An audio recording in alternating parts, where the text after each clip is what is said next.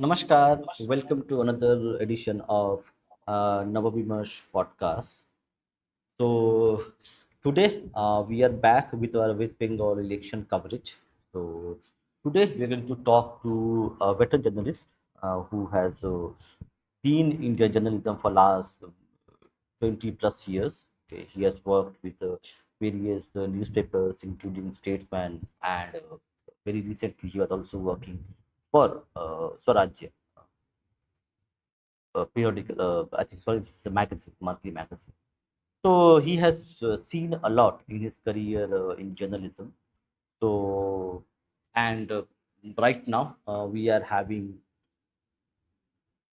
elections in about a month's time, where we are seeing a kind of a resurgence which has come in terms of Hindu consciousness. So I thought let's connect with a veteran journalist who would be wanting, who would be knowing the left front, the communist days, and also he might be aware, would be aware of the TMC governments. So, Namaskar, Surajit Da. Now you can speak. Go ahead. Yeah, thank you for having me here, and I'm eager to know what your questions are. Yes. So, my first question is correct, as we had discussed. So, it's very correct for people who are not well familiar with Bengal politics, specifically politics of left or politics of communism. How, because you have been working in almost 25 years as a journalist, okay, being working with Bengal in terms of Bengali politics, in terms of Bengali politicians, Bengali society overall.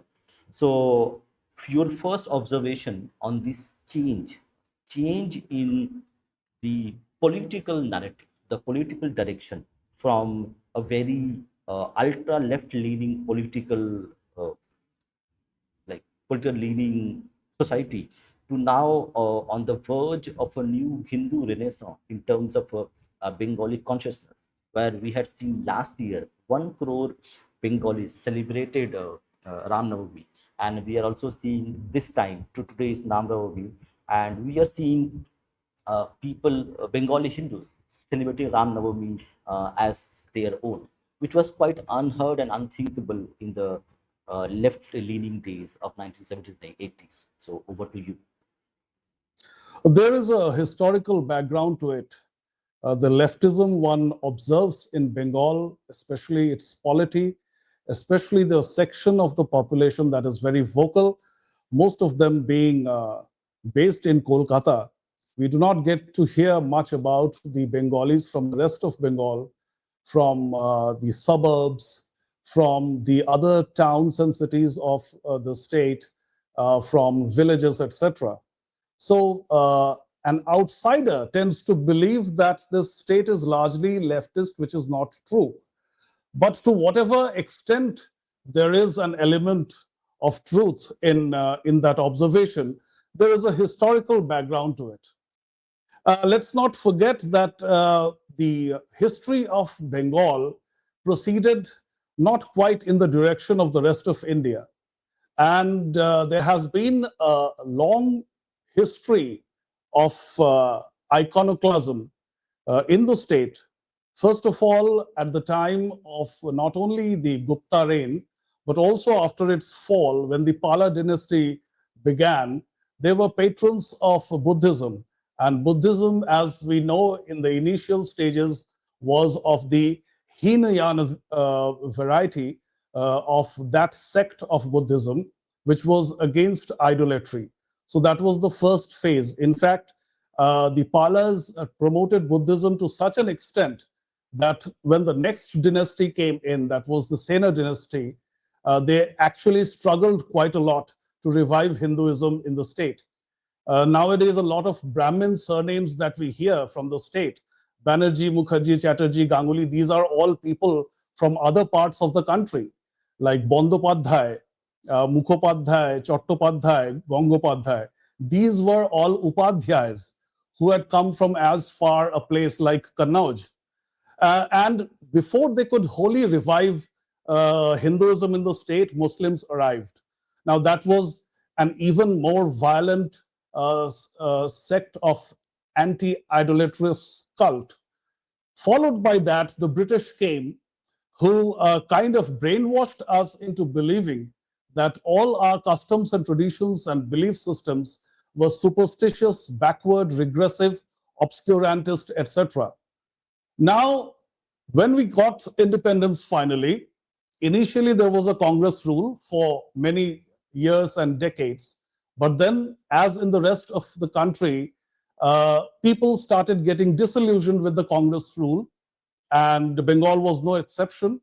But before any other state, what Bengal saw as a parallel political development was Naxalism that erupted in 1966.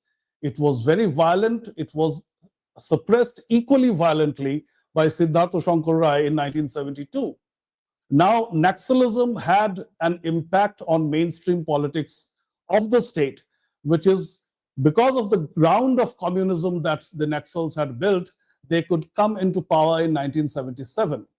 Now, so it is not just the phase between 1977 and 2011 that Bengalis got exposed to or subjected to communism of the Communist Party of India Marxist variety. But before that, I could even include the Brahmo Samaj, which despite being Hindu was anti-idolatry. And therefore, a kind of belief system developed in Bengal, which was against the core of the Hindu belief system, which not only is about the Vedas, it is also as much about the Puranas, which kept being composed between the 3rd century BCE and the 16th century CE. And therefore, the other tract of history that we see in the more recent past, which is of very patriotic nature. For example, the author of Vande Mataram, Bankim Chandra Chatterjee, then Ramakrishna Paramahansa, his disciple Swami Vivekananda, up to Rishi Aurobindo. Now, that was another tract of history. However, due to the British rule, that was attempted, that was sought to be suppressed by the rulers. And subsequently, since we had a very long stretch of Congress rule, beginning with Jawaharlal Nehru, who was an avowed communist, but he never, quite made it official, although the kind of influence he was under while getting his higher education in the United Kingdom, they were communists, especially Palme Dutt. And therefore, this patriotic, religious, religious is as important as patriotic, because Hinduism is intrinsic to India. Without Hinduism, India, as we know, ceases to exist. And that was the section of Bengalis that was suppressed. It was constantly harped on the people that being religious was outdated. And therefore, under the Congress rule, under the communist rule, and 15 years since the end of communist rule, I would say the Trinamool Congress is more leftist than the left in many ways. Constantly, it has been harped on the people that being religious or letting your religion spill over to the realm of politics is regressive. It is not smart. It is not cool. And therefore, even people of Bengal who feel very religious are hesitant to express it. So, that being said, in 2014, when the power changed in New Delhi, along with that, I would say that the Narendra Modi reign has acted as a catalyst. I use the word catalyst and not a reactant because Mr. Modi did not ask us to be what we have become. However, a thing that I have noted since the time of the Ram Janmabhoomi movement is that Hindu consciousness was constantly growing. During the heady days of that movement, when people were debating the authenticity or the legitimacy of the Babri Masjid, people were talking less about the mosque and more about how Hindus have been betrayed in independent India, especially under different leftist and left of center ruling parties. And that thing got accentuated in 2014. A whole breed of Hindus who were very assertive about their identity, they emerged in the past 11, 12 years. And the Ram Navami, which is going on right now, is an occasion when they could lift their assertion to a greater height. And from there, you can see that the earlier hesitation among Bengalis to separate religion from politics, that is going away, because this is not seen in any other part of the country. There are only two states in India where people are acutely religious, yet they have been told that it is not stylish to look religious. One is West Bengal, of course, the state that we are discussing, and the other state is Tamil Nadu. In both these states, despite being acutely religious, the people hesitate to express their religious views. And also, religion is not just about mantras and rituals. Religion is as much about community. So this feeling of community that was missing until 12 years ago, that has been revived, and this is this is a pan-Indian observation. We are seeing that in West Bengal as well, and it's good that this is happening finally, because this voice was suppressed and it needed to be heard. Yes, thank you. Thank you for this detailed explanation about a concise history of Bengal in 10 minutes. So, yeah, now we will come back to the current scenario. So, you had mentioned in your initial observation that TMC and Mamata Banerjee are more leftist than the left themselves in many aspects. So, and you, as a journalist, as an observer, correct, you would have seen the kind of policies Buddha Babu had, and he was like more pro-capitalist than any other people. So this transition of Mamata Banerjee from being anti-left, I don't know, not sure about what was her views on left ideas, but she was very anti-left in terms of political ideology. So, what is your observation? When did Mamata Banerjee, from being anti-left, fighting the left government, to herself becoming a very left-leaning, ultra-left-leaning politician? So, how this transformation takes place, and what do you think? What could have been the reason behind this, politically and otherwise? And as a journalist and as a former resident of Bengal, as a general citizen, it would be erroneous to say that Mamata Banerjee was ever anti left. In fact, in 2007, I remember very clearly having edited reports where Mamata Banerjee was heard saying that she is not anti left, she is only anti CPM. She went on to state that leftists like members of the RSP, of the CPI, and of the other eight smaller communist parties that made the left front, she was not hostile to them. She made it very clear. Now, what happened is, on the one hand, you have her short tenure as a Union Railway Minister and even Youth and Sports Minister, under the Atal Bihari Vajpayee government in the early 2000s, when she was even seen fighting and jostling with CPM MPs over the question of Bangladeshi infiltrators.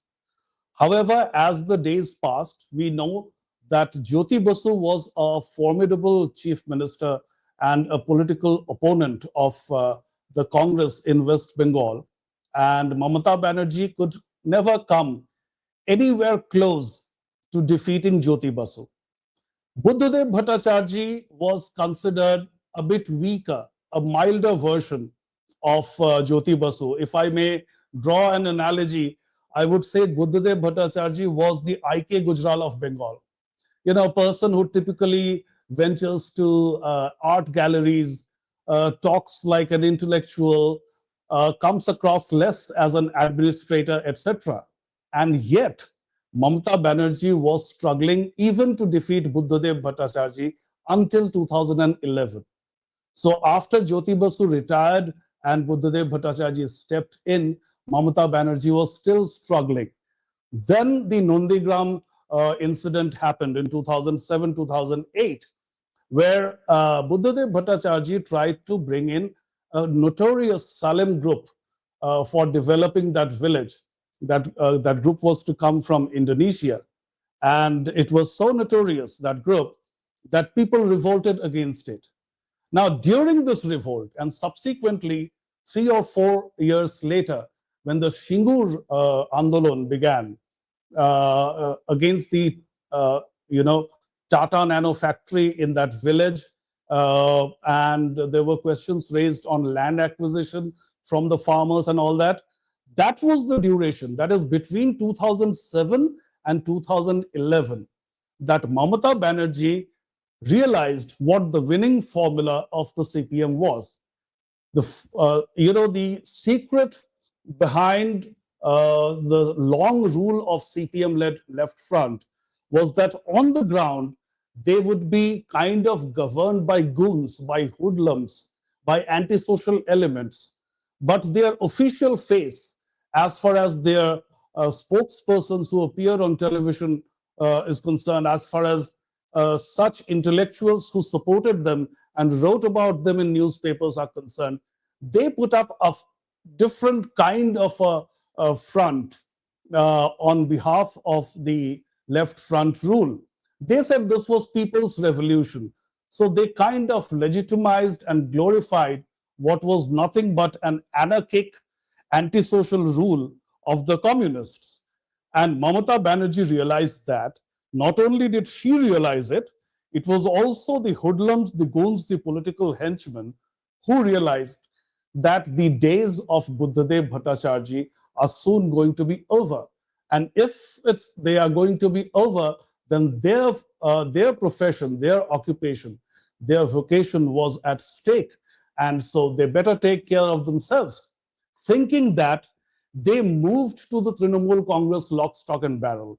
At the same time, when Muslims felt that the power was shifting in West Bengal, they also threw their weight behind Mamata Banerjee. Mamata Banerjee was not getting the Muslim votes till the time she was seen as an ally of the BJP at the center. But the moment she moved away from that, after the 2004 general elections, Muslims lost their inhibition for her and her party.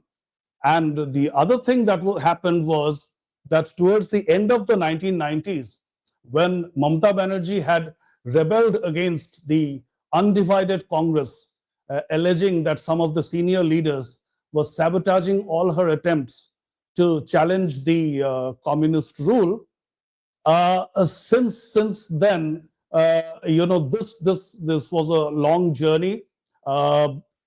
When the Congress was undivided in Bengal, either Indira Gandhi or Rajiv Gandhi did not care much about the political violence in the state, because what is happening to BJP Karyakartas these days in West Bengal used to happen with Congress Karyakartas in the 1970s and 80s and 90s. But the respective prime ministers of the Congress, Indira Gandhi, then Rajiv Gandhi, then PV Narasimha Rao, did not care.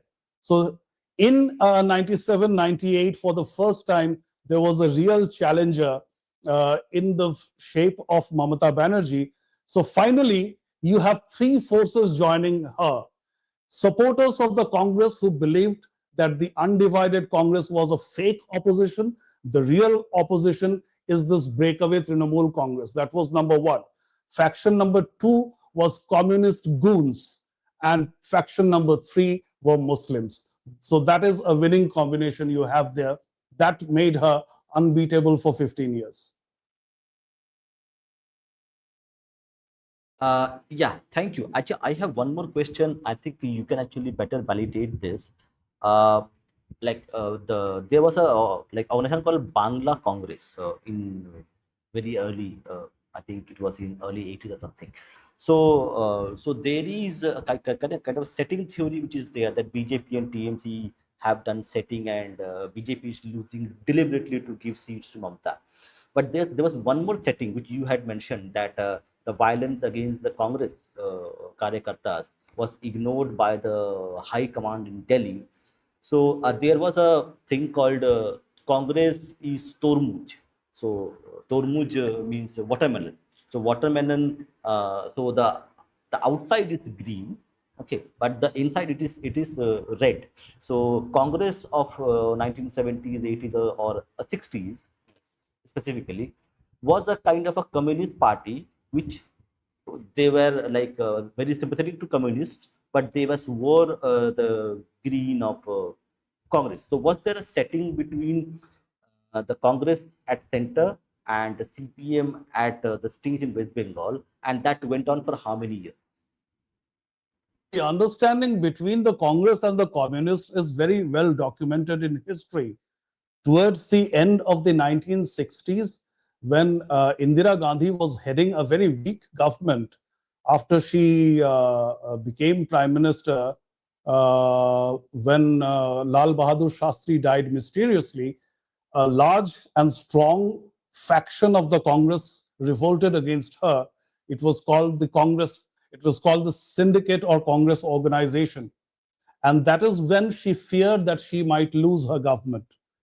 So, in that fear, she approached the communists, saying that in case there was a vote of confidence against her, they should help her. So, they asked, what do we get in return? She said, what can I offer you? Because you clearly do not have such a central presence in the country that something could be offered to you here. So they asked for something behind the door, which is the education system of the country. And soon thereafter, using a 1966 law, Indira Gandhi established the Jawaharlal Nehru University in Delhi, and that has since then been a hub for communist activism. And so she still is clearly had her sympathies and also a quid pro quo arrangement with the communists. Now, after her assassination, when Rajiv Gandhi took over, he might not have had a very clear understanding with the CPM or the rest of the left front. But what happened during his period was he was too preoccupied with too many disturbances. No matter what he did at the domestic level or the foreign policy front, he was always very bitterly criticized by not only his opponents but also by the media. There was the Sri Lankan issue, there was this Punjab militancy issue, there was this agitation going on in Assam, and everywhere there was turmoil, and also there was this Ayodhya issue. So I think he could not prioritize West Bengal, although Mamata Banerjee, as a young leader of the undivided Congress back then, she pleaded with him again and again. But all that Rajiv Gandhi used to do during his 5 years between 1984 and 89 was come over and address some big rallies in West Bengal, announce some 500, 600 crore package, and then go away. Then came after Rajiv Gandhi fell in 1989, his government fell, and he was, of course, assassinated 2 years later in 91. And then came Narasimha Rao. And I very clearly remember that Narasimha Rao used to interact very affectionately with Mr. Jyoti Basu. He wrote to him letters addressing him as "My dear Jyoti Babu," which is not the protocol by which a prime minister adheres while writing to the chief minister of a state. And even Narasimha Rao had his own set of problems. His rule of 5 years between 91 and 96 was plagued by, was marred by corruption charges, several big corruption charges, which made even the Bofors scandal pale in comparison. There was the security scam, the huge Harshad Mehta scam. And then every now and then there was a Saint Kitts scandal. There was the JMM bribery scam. And all these things kept him away from indulging too much in West Bengal. And finally, there were two prominent leaders in West Bengal Congress, namely Pranab Mukherjee, who went on to become president of the country. Then there was Shomen Mitro, then there was Priyaranjan Das Munshi. Now, Mamata Banerjee suspected especially these three people of sabotaging all her attempts. So that was the setting that she insinuated about until she could not take it anymore and she broke away with her Trinamool Congress. I think that was 97 or 98. Now, as far as the so-called setting between the BJP and the Trinamool Congress is concerned, it is complete hogwash. It is bunkum. There are several pieces of evidence against this conspiracy theory.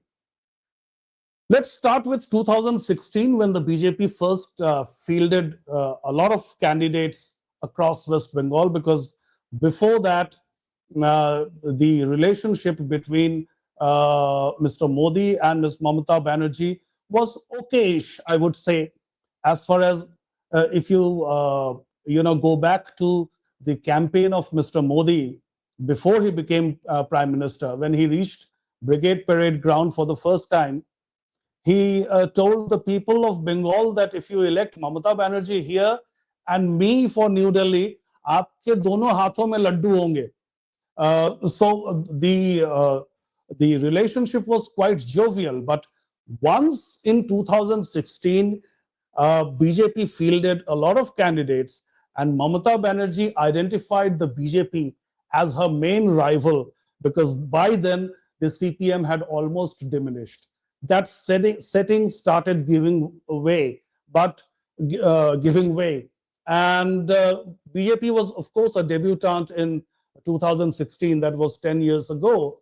Then came the 2019 Lok Sabha elections, where BJP got 18 seats, and it could have even got, to my calculation, to my reckoning, it had the potential to get 22 or 23 seats.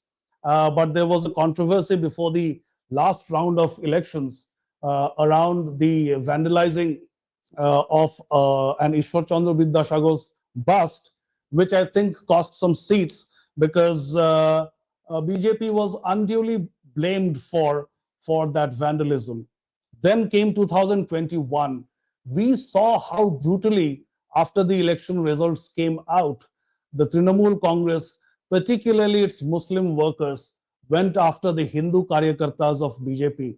Their homes were razed, put on fire, the women were raped, the men were humiliated.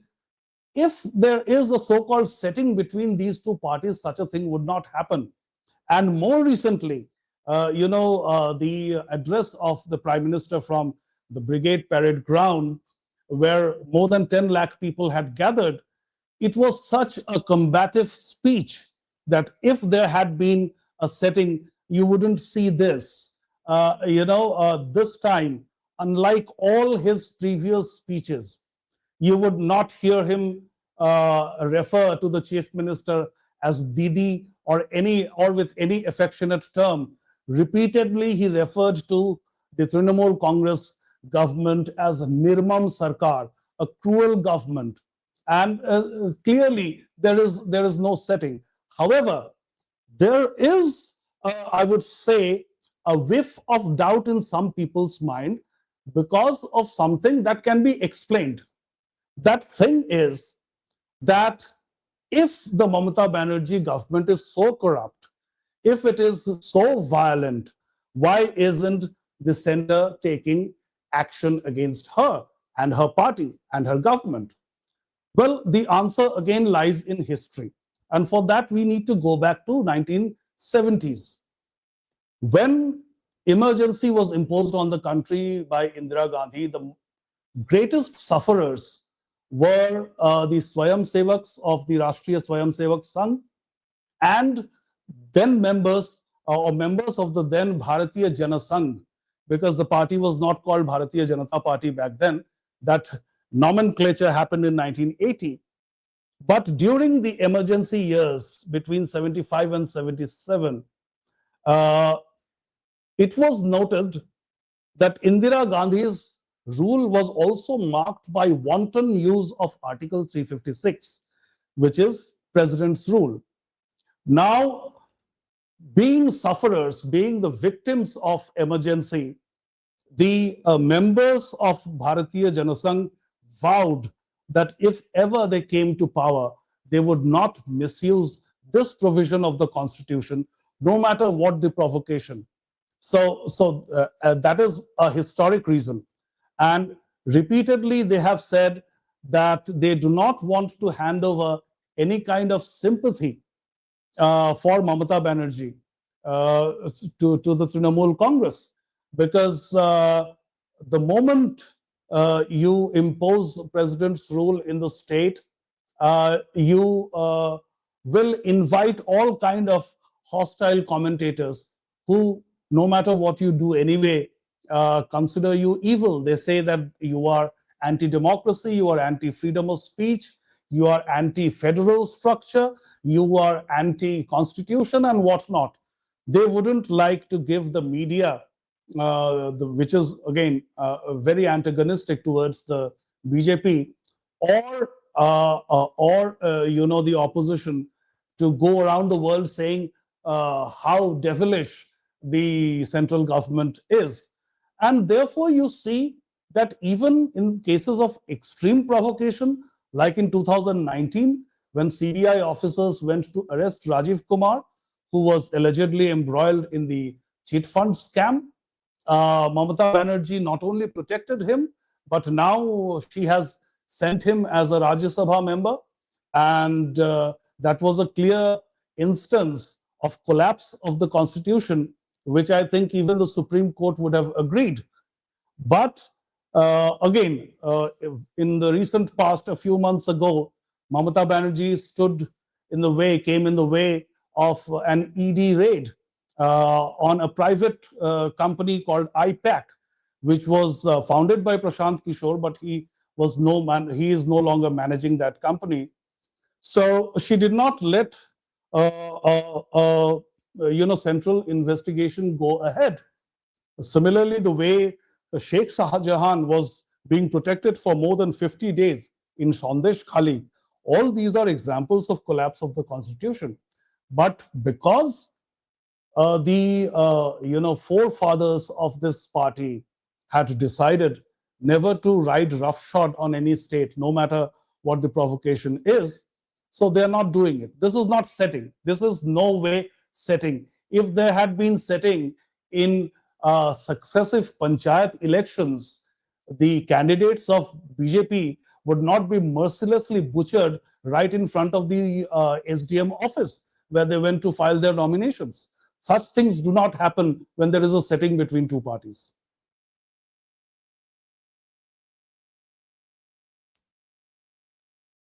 Yeah, absolutely. I think you have shared and given our audience a lot of information which was not really available in the current media, and people might not be aware of this. So I need one more update, one more information regarding this.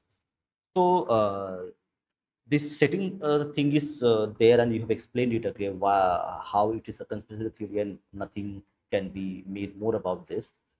So this structure, the structure of TMC, like what ideology TMC has? Because that question has been there for a long time.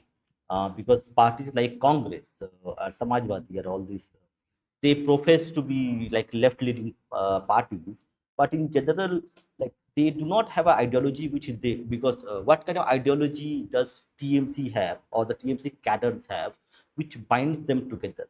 Is there any ideology there in TMC, like the way we see in left? Although we don't agree with the left ideology, but still they have an ideology, or BJP has their own idea of Hindutva.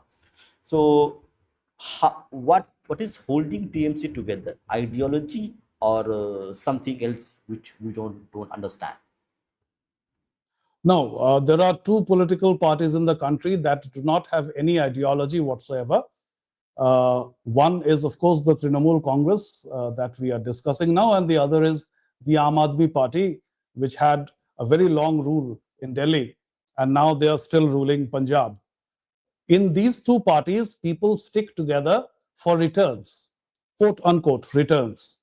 Like if you go into a village of West Bengal and you meet with activists of the Trinamool Congress, you would hear them bitching about one another. You know, one villager who works for the Trinamool Congress would point at the house of another villager and say that this guy used to live in a hut till until recently, and now, thanks to the largest from the ruling party, he owns a three-storied house. This is a common story across the subaltern landscape of West Bengal, where not BJP or not CPM, Trinamool Congress activists curse each other, saying that this guy got this much and I did not get my share. So this is the kind in which, you remember in Delhi many years ago when Aam Aadmi Party was ruling, there was an instance when Arvind Kejriwal had made 15 secretaries, which was illegitimate. He is not supposed to appoint so many secretaries. So why did he do that? Because he had to keep the flock together. To keep the flock together, he had to offer something. So similar is the case with with Mamata Banerjee. You know that Arvind Kejriwal learned his ropes from Bengal. He is a product of IIT Kharagpur, and then he also worked with Mother Teresa. And therefore, this what was a novelty for the people of Delhi has been practiced in Bengal for ages. These are typical machinations of the leftist thing.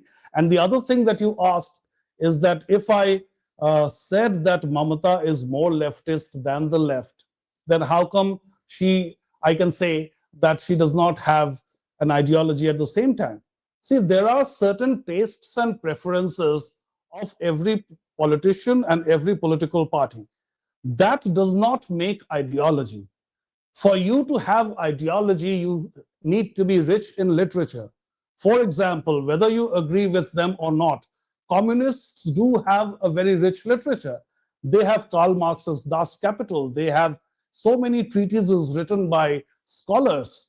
And at the same time, if you go to the BJP, they are backed by the RSS, and RSS has had its own, legacy since 1925 of trying to build a Hindu nation, the definition of which often is misinterpreted deliberately by its detractors.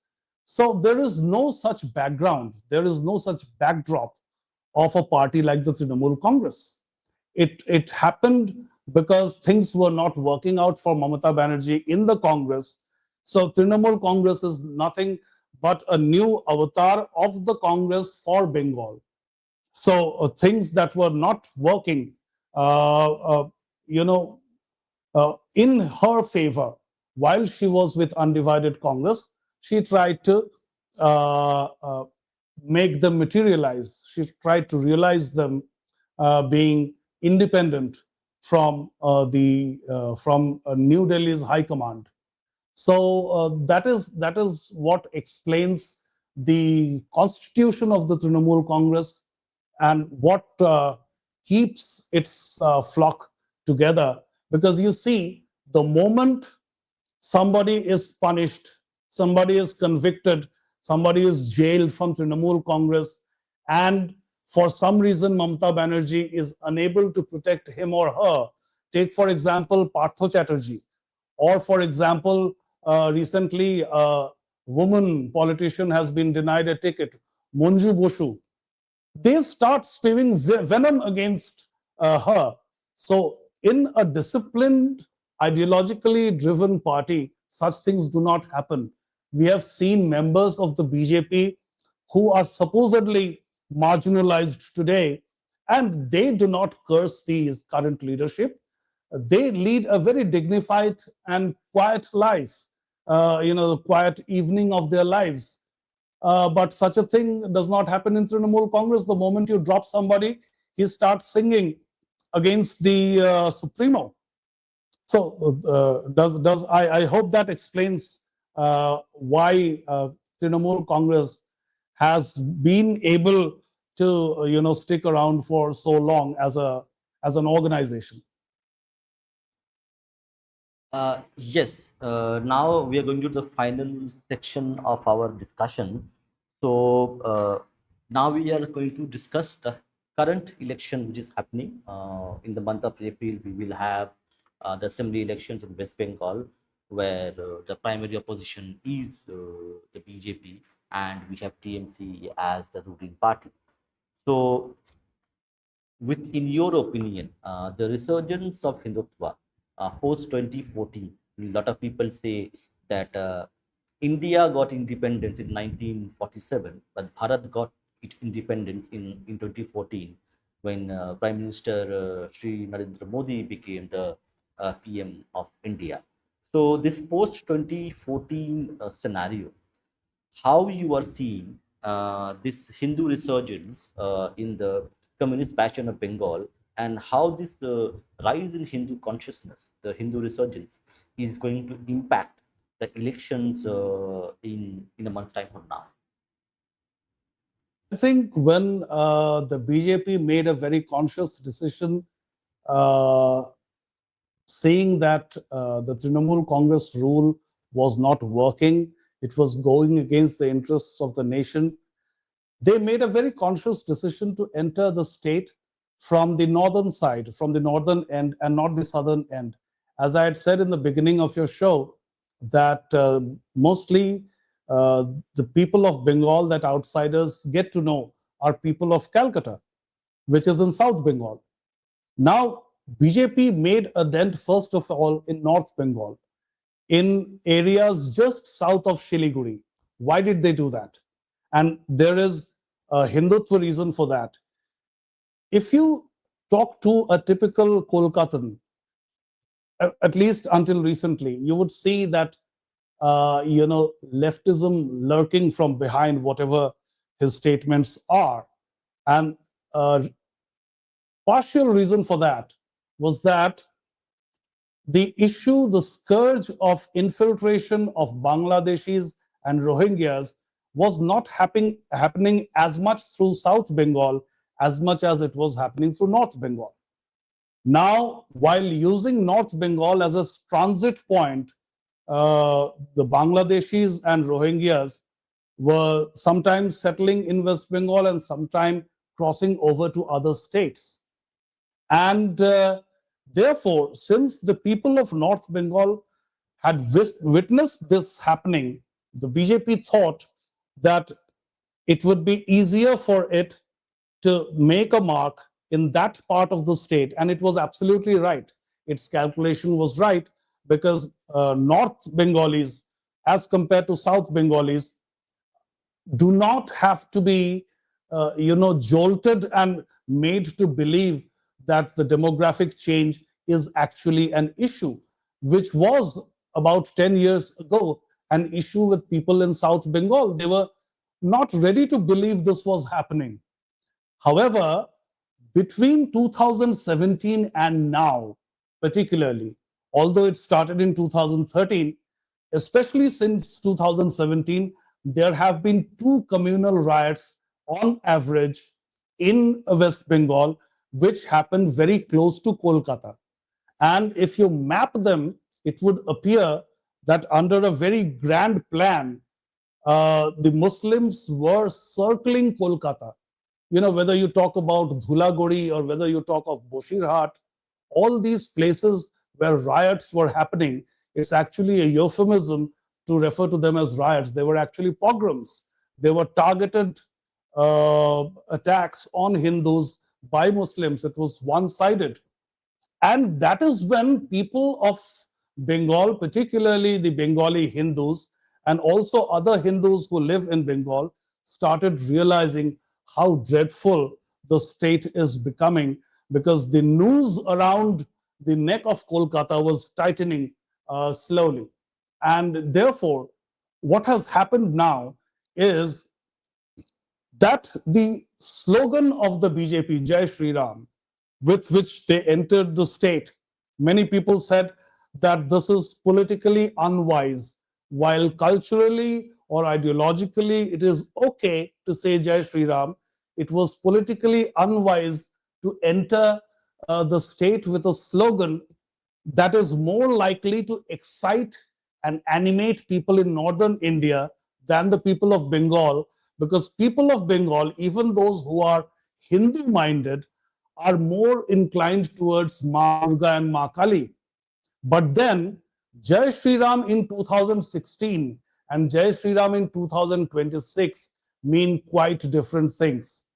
In 2016, if a Bengali said Jai Shri Ram, he was clearly a member of the BJP. I would say it persisted. That kind of a thing persisted till 2019 or 20 or even 21. But today, if a Bengali Hindu says Jai Shri Ram, he is not only expressing his support for the BJP, but he is announcing from the rooftops that he has rebelled against the evil regime of Mamata Banerjee. Jai Shri Ram in Bengal today is an announcement that I defy. I defy your rule, Miss Mamata Banerjee. I do not care what you think of me. I do not care that you consider me a second-grade citizen of your state and the country. But I am very clear about the fact as to where my allegiance lies, where my loyalty lies, and they do not lie with you. So that is a transformation I see.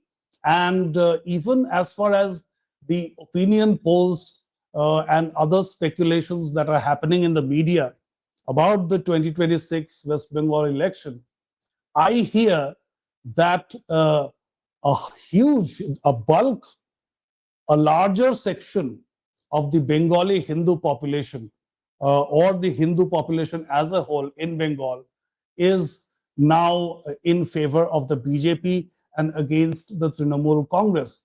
I would say that in 2021 or up to the end of even last year, when the first phase of SIR was going on, a large section of people had given up, believing that Muslims are so many in number that it is just a hopeless battle for the Hindus, because the media says that about 30% of the West Bengal population is Muslims. But if you consider the fact that there are also infiltrators and Rohingyas, both Bangladeshis and Rohingyas, who might have sneaked into the electoral rolls, then that percentage differs. Further, you would see that in a lot many places in West Bengal, road signs and shop signs are written in Urdu. What does this mean? Bengali Muslims cannot read the Urdu script, the Persian script. Who can read? The only Muslims in India who can read Urdu script, the Urdu script, are from Uttar Pradesh and Bihar.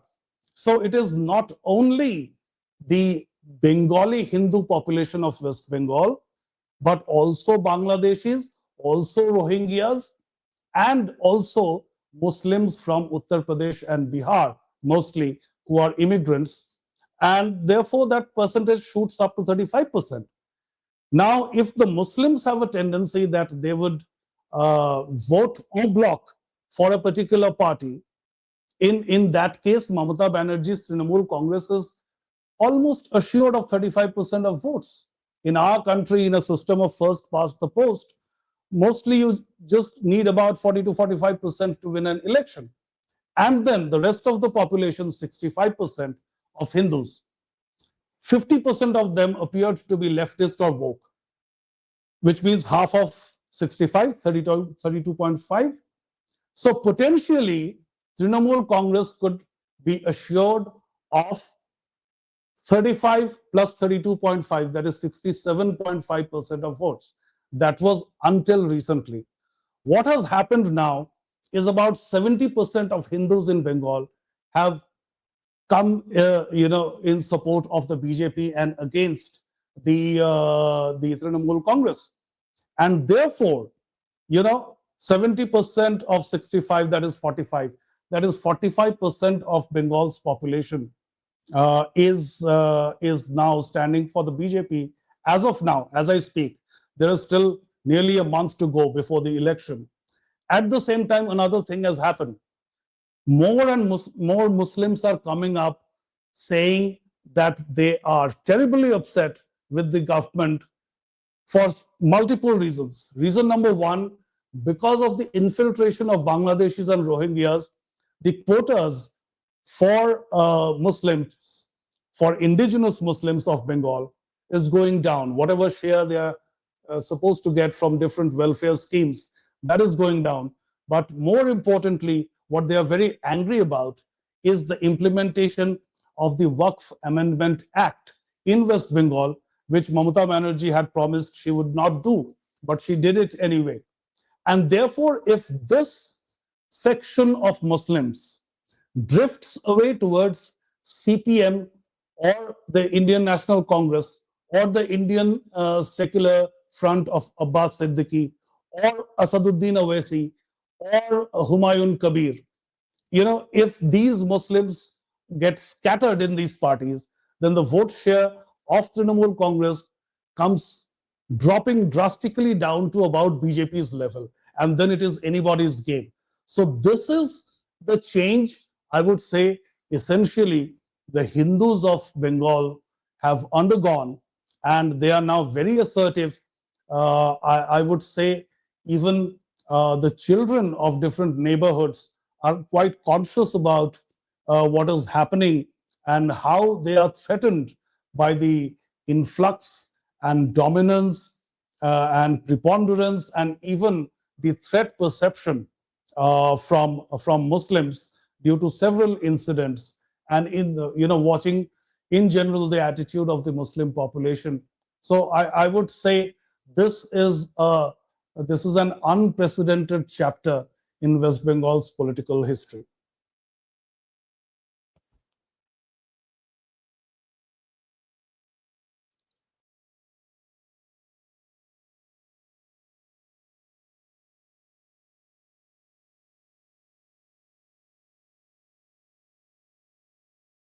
I think. Yeah, I think I'm audible now. So this is my last question for today's session. So if you can see the screen, if you are able to see, correct. So I have mentioned to Utpal Maharaj, a monk in the Bharat Sevashram stronghold, and Nikhil Banerjee. He is a priest in the Tarapit temple, Tarapit itself. So is it unprecedented that a monk from Bharat Sevasam Sangho and a priest in Tarapith temple is being given tickets by BJP? What it says about the changing nature of Bengali politics and what it says about BJP's stance towards Hindutva, because from Vajpayee to Modi and from Modi now to Modi 3.0, are we seeing evolution of Hindutva in terms of its core ideologies? They might sometimes detract and sometimes retract and sometimes get entrenched in soft Hindutva, hard Hindutva. So where we are seeing in terms of right-wing politics, Hindutva, and Bengali politics in terms of Hindu consciousness being expressed in politics as the nomination for Mr. Utpal Maharaj and Nikhil Banerjee. The party's point of view, from the Bharatiya Janata Party's point of view, they would have always wanted to nominate more and more people who represent the religion in an exalted way. But from the other end, from the end of these religious institutions, monks, sannyasis, etc., they are generally known to desist, to refrain from direct politics. So you would see three of the four Shankaracharyas do not even make political statements. One of them makes it, and then he becomes controversial because of that.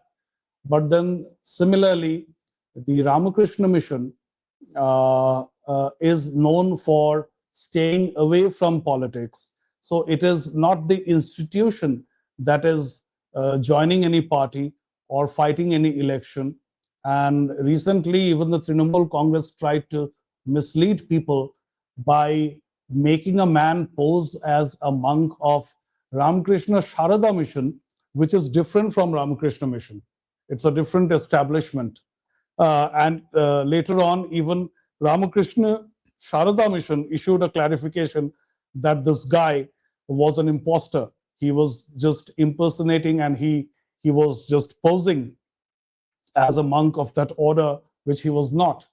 But from the other end, we have seen in elections in Rajasthan, in Madhya Pradesh, and in many other parts of the country that monks have been nominated, that is, they have been given tickets to contest in elections, and many of them have successfully contested, winning their respective seats. So that is something that is happening now in Bengal as well. And one thing is quite noteworthy about the lists of candidates announced by the BJP, which is refreshingly different from how the list looked 5 years ago. And after they lost the election 5 years ago, the main complaint against them was that they put their trust in a lot of turncoats, weathercocks from the Trinamool Congress, who immediately after losing the election ran back. They retreated. They withdrew to the party, the Trinamool Congress, where they had come from. And this thing has been very diligently and carefully avoided this time. Most of the people now who are being nominated have been tested. Their potential of winning has been assessed. And I would also note in the same breath that many of dedicated RSS Swayamsevaks have got tickets this time, especially in small towns and villages, for their years of service to humanity, the people of Bengal. And I would say I do not like the term right wing, in fact, because in Western parlance, right wing means xenophobic. It means a reactionary force. I do not consider the Bharatiya Janata Party or even the RSS right wing organization. You could call them anti-left, but that too not economically. On the economic front, we know that Prime Minister Modi has a lot of welfare schemes running, which come under the leftist ideology, and then where he is actually making a difference as against the welfare schemes of Trinamool Congresses, Jubo Sathi and Lokhir Bhandar and all that, is that they are fiscally prudent. The schemes of the central government have not met with the criticism that they cannot be funded. However, the West Bengal government does not have enough money to fund all the welfare schemes it has unleashed. So therefore, anyway, coming back to the topic of the change that we see in this wing, whatever its name is, of Indian politics, I would say it's a welcome change. because finally, what you do politically should be rooted so much in culture that your future is secured. You preserve yourself by aligning yourself with the principal religion of the land. And this is therefore from uh, the perspective of conservation of our glorious civilization, a very welcome step. Yeah, so I am done with my questions. So maybe the rest questions can be asked later in another session. So we have two questions from the audience. So the first question is from Monjangta. So maybe off topic. Ask Surajit why in 1980 Vajpayee and Advani did not reformulate the Janasangh but chose a more secular Gandhian path in the form of BJP.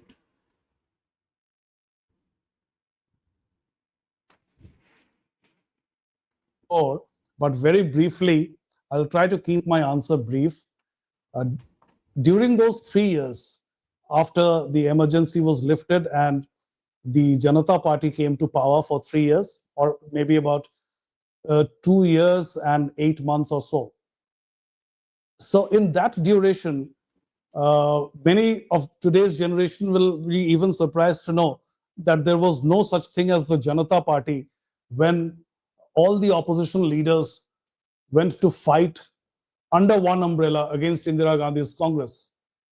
After they won a majority, they sat together and said that their organization would be called Janata Party. Now, there was a debate over dual membership once this so called Janata Party was formed, because many who had come from the northern belts, typical Samajwadis, disciples or followers of Jayaprakash Narayan and Ram Manohar Lohia, they said that the members of the Bharatiya Janasangh cannot simultaneously be the members of Janata Party. They will have to give up one of the memberships, or else their loyalty is doubtful. Now, this created a kind of existential dilemma for people of the Bharatiya Janata Party, Bharatiya Janasangh at that time. And anyway, the government was not very stable. Very soon, Morarji Desai's government fell, and for a short duration, Chaudhry Charan Singh became prime minister before once again Indira Gandhi came back to power. So, as they were debating all this, they reached the conclusion, or they reached a decision that they should have a kind of organizational identity which would not be up for negotiations anymore. Because what had happened was that Bharatiya Janasangh was established by Dr. Shyama Prasad Mukherjee.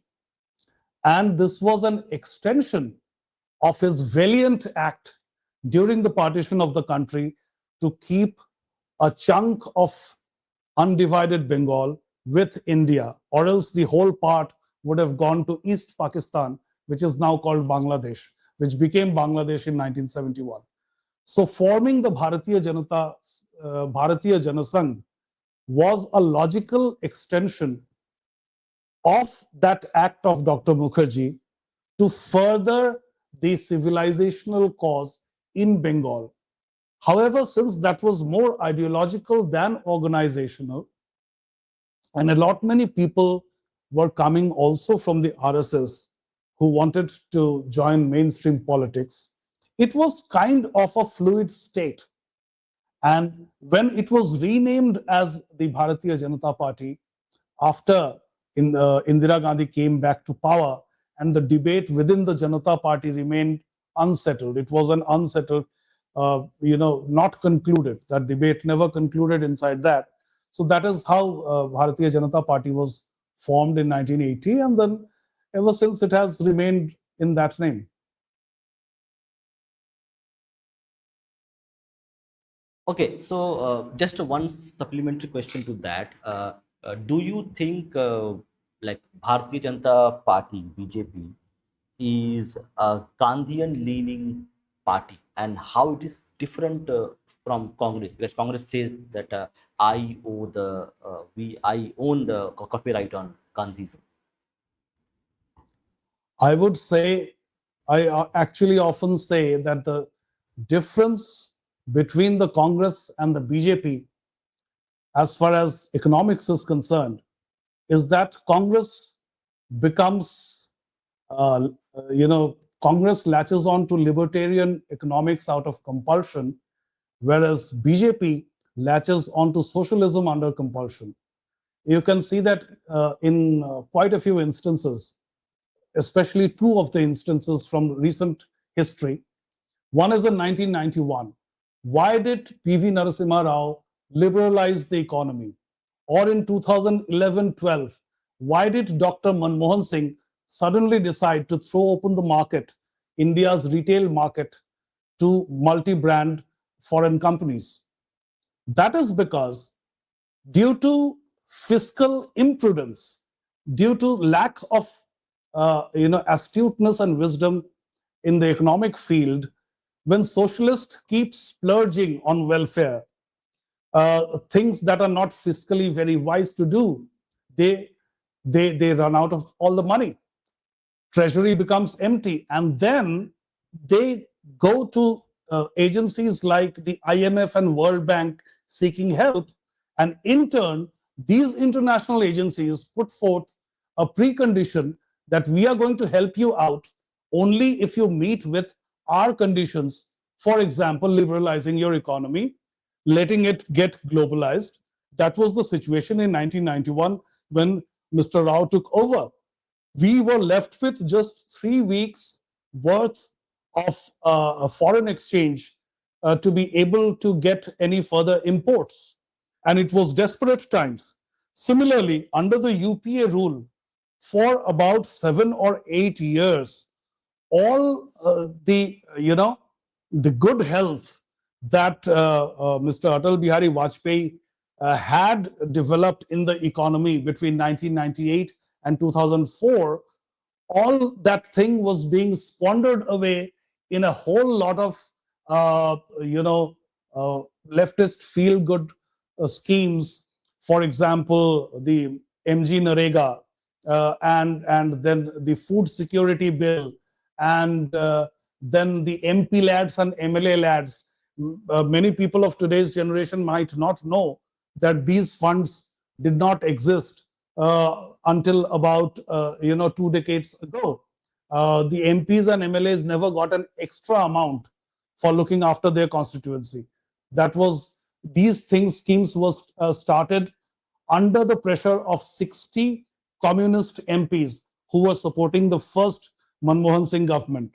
So by 2011 and 12, Manmohan Singh saw that the treasuries were empty once again, and the Indian retail sector was no longer, it anyway never had a very glorious history of maintaining clean books, and therefore they earn a lot more than what they declare to the tax authorities, and therefore he had to throw it open. He had to throw open the retail market to multi-brand companies. And now come to the BJP rule. First of all, after coming to power, I would say that at least for a year, till 2015, Mr. Narendra Modi tried to run the whole of India the way he used to run Gujarat for 13 years between 2001 and 2014. But he realized, especially after the Bihar election of 2015, that the rest of India was quite a different place. And for years and decades, the communists and leftists and Lohiites and JPites and Congress people have brainwashed the masses in such a manner that they have, the hatred for capitalism, the hatred for free market is in their veins. You cannot fight the mentality, the mindset of the people by going outright capitalist. So what happened after losing to the Mahagathbandhan of RJD and JDU in 2015, you would see a remarkable change in Mr. Modi's speeches. In nearly all his election speeches, he talks about Garib Admi. It is Garib Admi, Garib Admi, Garib Admi, always. And most of the welfare schemes that he is hailed for were all, most of them started in 2015, not in 2014. So you can clearly see that the Congress goes the capitalist way when under compulsion, and BJP goes the socialist way when under compulsion. But as far as their ideological conviction is concerned, BJP is for free markets and Congress is for socialism. Uh, Thank you. We have two more questions, and rest of questions we can take it later because it's getting late. So, first question on SIR. So, what do you think the impact of SIR is going to be? Is overhyped, underhyped? Like, will SIR play a important role? Whoever wins the elections, whether it's BJP or TMC.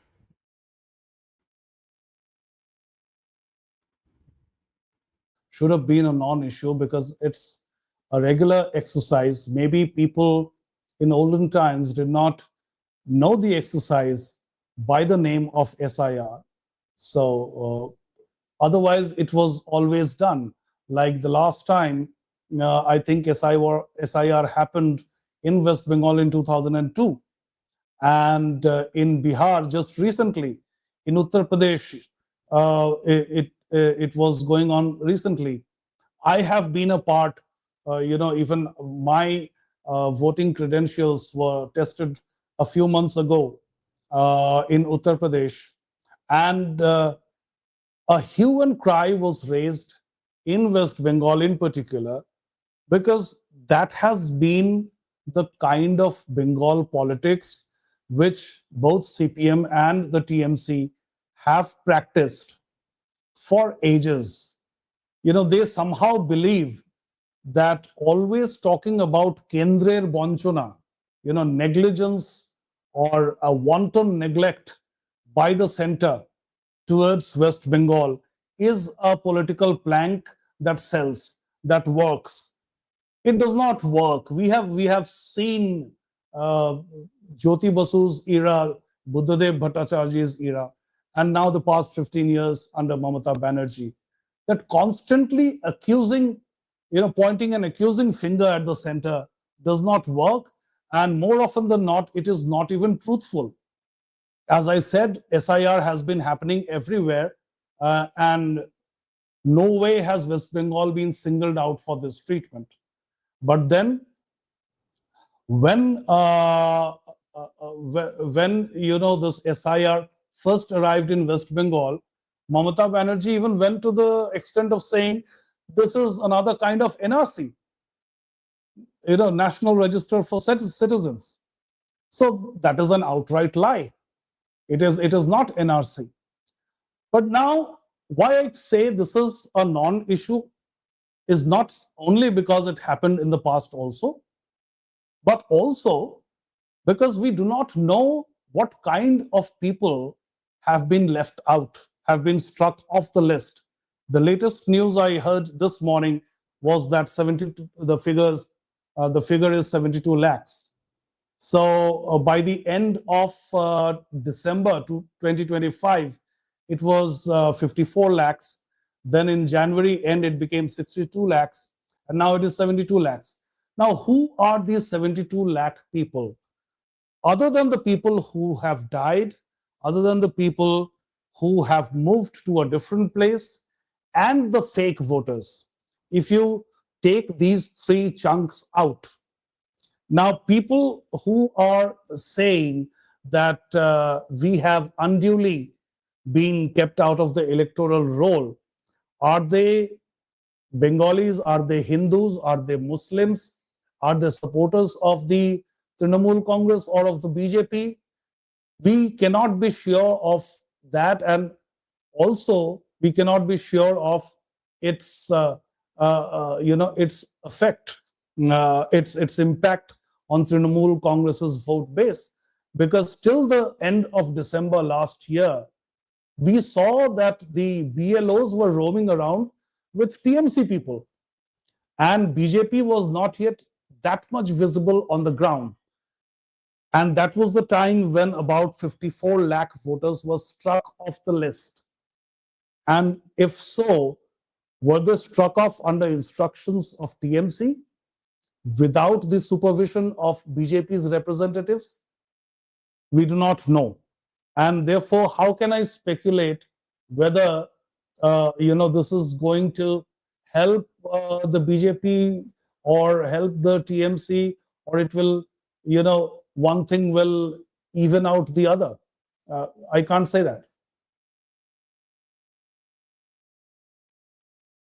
Yes. So I think yeah, because you don't have the data and the visibility, so it's very difficult to actually predict what's going to happen. Last question we're going to take today. Uh, yeah, you're saying something. Go ahead. Yeah, I was saying that we only have the number of 72 lakhs. We do not know who these 72 lakh people are. It is somewhat like the NRC exercise in Assam. It was so flawed that finally it was found that more Hindus than Muslims were left out. And then it had to be, of course, there are ways to deliberately sabotage the exercise, because what I hear from Assam is that several Muslim families deliberately decided to keep half their families outside the purview of the bureaucratic exercise. And then when it was all over, all the documents were made, they started crying, half our family has been left out. But they deliberately stayed out of it. Similarly, SIR could have been manipulated by the Trinamool Congress. You never know. Yeah. Yes. So the last question for the day is, Dada, I had a question. Is the BJP slowly straying further away from Savarkar, Aurobindo, Golwalkar as time passes by? Does the current cadre of BJP concern itself with that ideology of Janasangh and like of correct, nationalism itself? In the case of the economy of the country, or how it is handled by different ruling parties, I would say that whatever you see on the cultural political front as BJP's activities, they are political exigencies more than being driven by ideological conviction.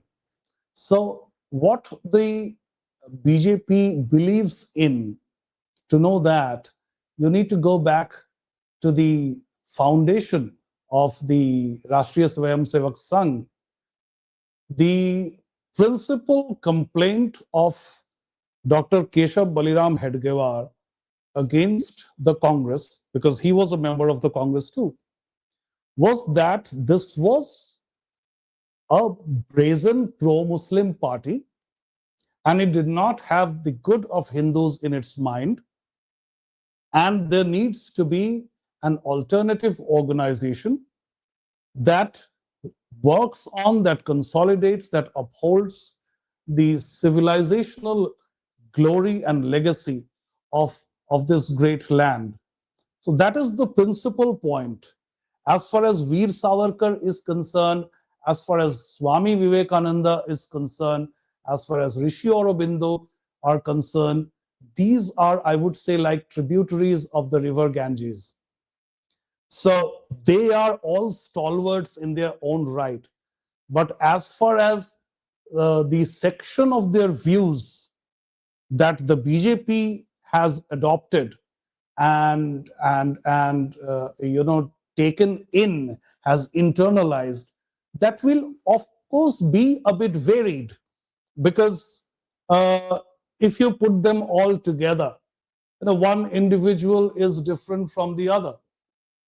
So Swami Vivekananda might not have agreed with everything that Veer Savarkar said, and vice versa. So you cannot say that this is one person. This is not a communist party that, okay, Karl Marx is the last word. It does not work like that with the BJP. So there are different contributory strains, There are different kinds of lessons that are picked from different parts of history. And finally, you go ahead with not only what works, what is politically correct or exigent, but also what the need of the administration is. For example, if you look at Uttar Pradesh, the Yogi Adityanath government, uh, Yogi Adityanath does not come from the RSS, and yet he is a Hindutva icon today. So, where does he draw his lessons from? Does he draw it from the Gorakhnath Peeth, of which he is the Mahant? These are questions which would turn very pedantic and not of much use. So I would certainly not say that the BJP is drifting or straying away from the from the lessons imparted or the instructions given or the advices given to Hindus, to the general population of India by the stalwarts like Swami Vivekananda, Rishi Aurobindo, Veer Savarkar. They will always remain the guiding lights of the party. Yeah, thank you, Surajit. I think we have many more questions. I'm really sorry, but we are out of time for today. I would request Surajit to come once again and maybe answer a few more questions because they are very really interesting and important questions, which needs to be debated on the public forums. That's what politics is all about, and that's what we stand for. Correct? A new Vimarsh to come out. So last words to you, Surajit Da. How was your experience Experience of what? of our podcast and audience? Oh, it was wonderful. You have conducted it as a podcast must be conducted, unlike how a television interview happens.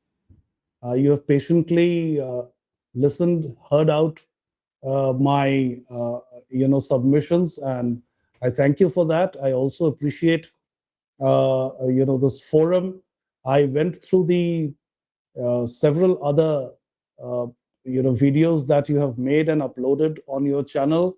You are doing your great service for what is good for our nation, and I wish you all the best. It was great talking to you. Thank you. I think we'll invite you again because there are so many questions which are unanswered for today's session. Sure. Yeah. So Jai Shri Ram, Jai Ma Kali, Vande Mataram.